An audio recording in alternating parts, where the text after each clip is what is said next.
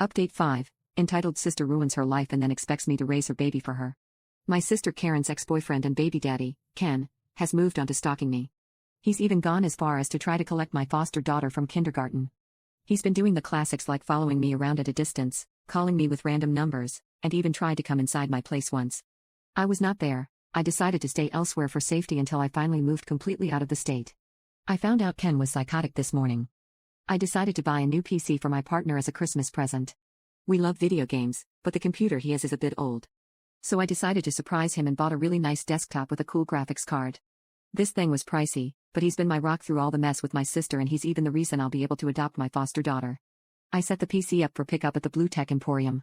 Well, wouldn't you know, I wasn't even done with my coffee when I got a call from customer service saying there was a man there claiming to be my husband and screaming at their pickup person since they wouldn't give them my order. Newsflash, it was Ken. I obviously told them I was not married and that I would be picking it up in person later after work. They asked me to go there to solve this, since they would check IDs to compare. Now, a little detail that Ken didn't know is that I changed my name less than a year ago to remove my biological father's name, since he was known for roping women and whatnot. My name now is that of my stepfather and my mom. When I got there, Ken was screaming at a poor rep, waving an ID saying that the names matched. After explaining to the store security the situation, he accompanied me to speak with the manager. I used to work in that store long ago, so I was on fairly good terms with that manager. He actually knew my old name, but since it didn't match in their system, it didn't matter.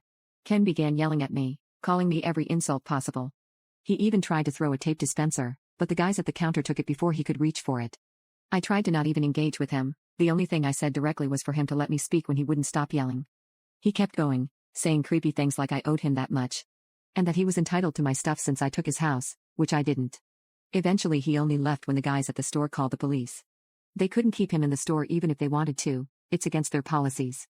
I did stay until the police arrived and brought up all the other situations with this man, all the calls I had made about him stalking, even the no-contact order. Still, the officer said since he was the father of my sister's baby, this was clearly a domestic matter and all he recommended was for me to change my contact info and the locks at my home. The store wanted to press charges, but since all he did was cause a scene, all that was done was to have him trespassed from the building for the future. I did get my PC and the security guard escorted me to my vehicle, so I didn't have another encounter. Just to be safe, my partner and I exchanged cars later in the day when we picked my daughter. Since it seems there's nothing more the police will do, for now I'm just planning to keep going with my plan.